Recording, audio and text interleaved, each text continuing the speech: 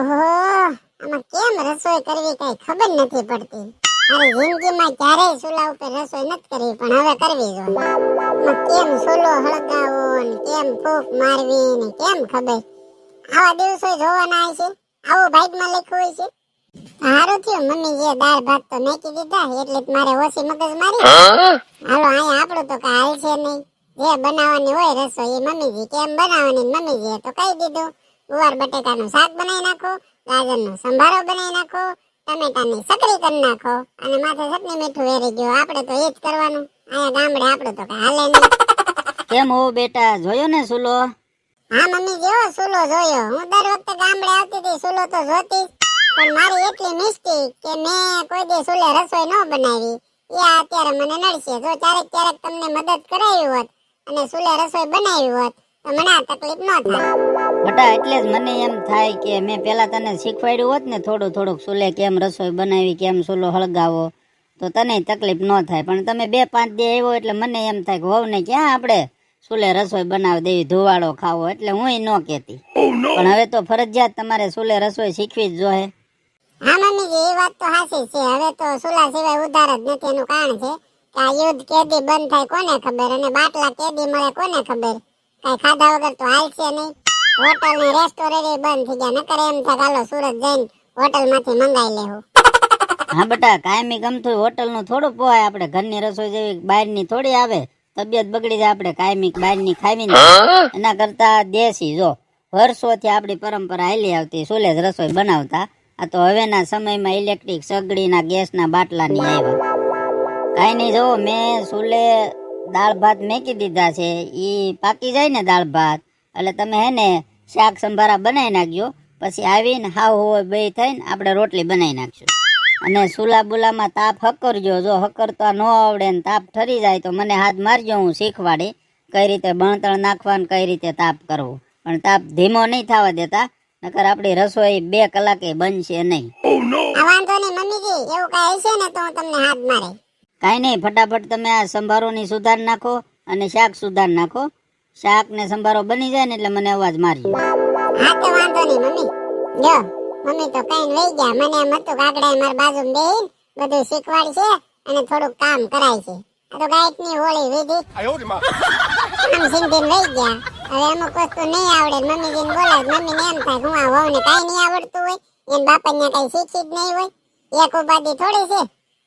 આ તો કોને કેવું, મારા કરેલા હું ભોગવું. ભલે ત્યાં સુરત હતા ને કહેવાય ગયું જીગરને કે સુલે મને નથી આવડતું, હાલો ક્યાંક શીખવા જાય. મને એમ થોડું હતું કે ગામડે લઈને આવી છે રસોઈ શીખવાડવા ખાલી. કેમ થયું જીગુ મેડમ, ફાવે છે ને સુલે રસોઈ બનાવી? ન ફાવે તો ફવરાવી તો જોહે.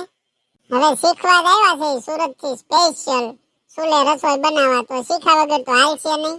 અને મને કયું નું એમ થતું હતું કે જીગર કેમ આવ્યા નહીં મને મેણો ટોળો મારવા, અને ક્યાં તમે આવી ગયા.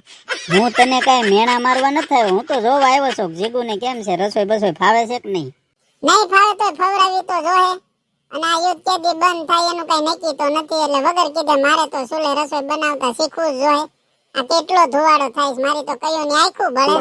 અત્યારે મને પસ્તાવો થાય જીગર કે મેં તમને ક્યાં કીધું કે મારે રસોઈ શીખવી છે. અને મને એવું સપનું નહોતું તમે મને ઠેઠ સુરત થી ગામડે સુલે રસોઈ શીખવાડવા લઈને આવશો. મેં વિચાર્યું નહોતું. તે ભલે ન વિચાર્યું હતું, મને તો મગજમાં જ હતું. ત્યાં તને જ ખબર છે હોટલ વાળાએ ના પાડી દીધી હતી અને ગેસના બાટલા મળે એમ નહોતા, તો આપણી પાસે હતો કોઈ બીજો ઓપ્શન? હા, ઇલેક્ટ્રિક સગડીનું ઓપ્શન હતું, પણ એમાં લાઇટ બિલ કેટલું આવે. એના કરતાં મને છે ને આ સુરત થી ગામડે આવવાનો ધક્કો પોહાય. તો અઠવાડિયામાં વધીને અઠવાડિયામાં તો રસોઈ શીખી જાય. અને મારે અઠવાડિયું તો રજા છે, એટલે મારે એકેય બાજુથી નુકસાની નથી. તું રસોઈ શીખી જાય એટલે હવે જિંદગીમાં તારે ઉપાધિ નહીં રહે ને મારે ઉપાધિ નહીં રહે. બાટલો મળવો હોય તો મળે, ન મળે તો કાંઈ નહીં. પણ ત્યાં આપણે જઈને એક ચૂલો અહીંથી જ લેતો જવાનો છે, અને લાકડા હું ડેકીમાં નાખી દઈ ગાડીની. ત્યાં આપણે હવે કાયમિક માટે સુલે જ રસોઈ બનાવવાની છે. બાટલો મળે તોય ભલે, ન મળે તોય ભલે. બાટલો મળ્યો એટલે હું ગેસે જ રસોઈ બનાવવાની છું. ચૂલાનો કરી દે કચરામાં ઘા. એકવાર બાટલો તો મળવા ગયો તમે. બાટલો મળે એટલી વાર છે, ગેસ સિવાય રસોઈ નહીં થાય. આ કાયમિક ના ધુવાડા કોણ ખાય? અને આ ધુવાડા ખાઈ ખાઈને મારું મોઢું કાળું થઈ જાય. માણ તો મેં રૂપાળું કર્યું. પણ તારે હવે રૂપાળું થઈને ક્યાં જવું છે? આ અડધી જિંદગી તો વહી ગઈ. અને તને ખબર છે દેશી ચૂલે રસોઈ બનેલી હોય ને એ કેટલી મીઠાઈશ વાળી હોય, એમ થાય કે ખાધાસ કરીએ એટલી મીઠાઈશ હોય. ઈ જેટલી મીઠાશ હોય એટલી મારે કઈ નથી સાંભળવાનું. બાટલા મળવા મળશે ને એટલે હું ગેસે રસોઈ બનાવું, હું કઈ ચૂલે બુલે રસોઈ બનાવવાનું નથી. કાંઈ નહીં, તૈયારની વાત થઈ, અત્યારે તો મડ બનાવવા, હમણાં બપોર થઈ જાય. હા ભાઈ બનાવવા જ મળું છું. તમે થોડીક મારી મદદ કરો ને જીગા.